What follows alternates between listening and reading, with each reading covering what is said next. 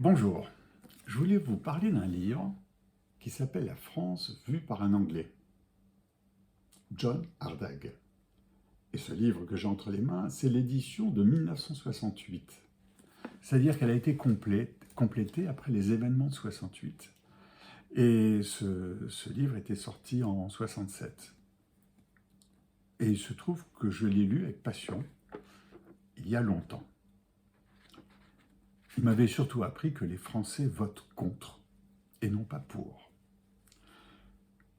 Je voudrais vous lire deux choses dans ce livre parce qu'elles sont intéressantes. C'est le premier paragraphe de la conclusion et ensuite le dernier paragraphe de la conclusion. Voilà cette conclusion. C'est le chapitre 13, chiffre porte-bonheur.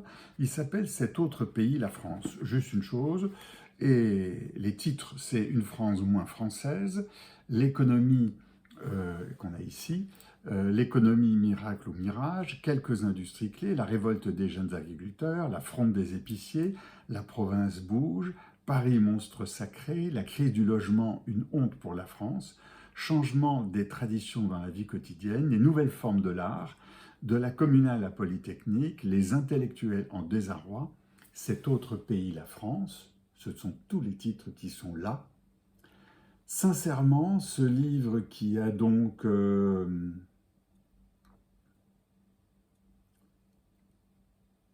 de 50 ans, 55 ans, si je ne me trompe pas, ce livre qui a 55 ans, il a des titres qui sont toujours d'actualité 50 ans plus tard. Voilà le premier paragraphe de la conclusion. La France devient, si elle ne l'est déjà, écrit Jean-François Revel, un autre pays. Les mutations sont gigantesques, tout change sous nos yeux, dit Jean-Luc Godard. Le contraste est frappant entre la France des années 40 et la France nouvelle, donc de 67, dit Michel Crozier. En un mot, les Français sont persuadés qu'ils subissent une véritable révolution. Cette conviction est partagée aussi bien par les agriculteurs et les provinciaux que par les intellectuels parisiens. La France traditionnelle a perdu son visage familier et n'est plus apte à les protéger. Elle tombe en poussière dès qu'on la sollicite en un paysage nouveau, inconnu, qui se crée peu à peu.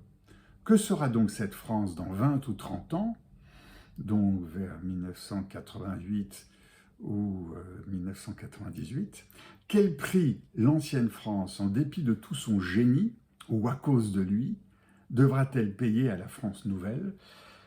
C'est le premier paragraphe de cette conclusion dont on a entendu quasiment parler mot pour mot pendant la campagne présidentielle de avril 2022. À présent, le dernier paragraphe. Le dernier paragraphe, avant un post-scriptum de juillet 68, après les événements de 68, je vous en fais grâce. Ce dernier paragraphe, donc de John Ardagh, dans ce livre « La France vue par un Anglais ». Tel est le problème. La France doit se moderniser à tout prix, ou faire comme les Aztèques. Si ce que nous aimons en France disparaît en même temps, personne n'y peut rien. Certaines qualités peuvent disparaître à tout jamais, certaines temporairement. La révolution actuelle en France provoque des changements plus considérables que toutes les turbulences qui ont affecté la société française dans son histoire. Il parle de 66-67, pas de 68. Et il est peu probable que cette fois, la société française se retrouvera semblable à elle-même une fois la Révolution terminée. Il est donc impossible de prédire quel sera le visage de la France après cette Révolution et si ses traits familiers seront préservés. Le génie français a pris le maquis, il y restera peut-être quelques décennies. Je suis persuadé qu'il pourra rentrer victorieux dans la légalité, comme l'a toujours fait avec une belle constance, depuis Charlemagne. On pourrait relire ça. Aujourd'hui, c'est toujours valable. Comment se fait-il que ce pays traverse les décennies, avec des étrangers qui nous aiment et qui râlent qu'on est en train de faire des bêtises, avec des Français qui s'aiment en principe et qui râlent en disant « qu'est-ce qu'on fait comme bêtise ?» Comment ça se fait que ce livre, La France vue par un Anglais de 1967, est un livre que l'on peut encore lire aujourd'hui avec toute son actualité? Comment ça se fait que cette révolution dont on parle sur les années 66-67, alors qu'on a titré « La France s'endort », comment ça se fait que cette France traverse les époques tout en ayant toujours ses critiques? Pour un prospectiviste comme moi, c'est une sacrée question. Je repars en plongée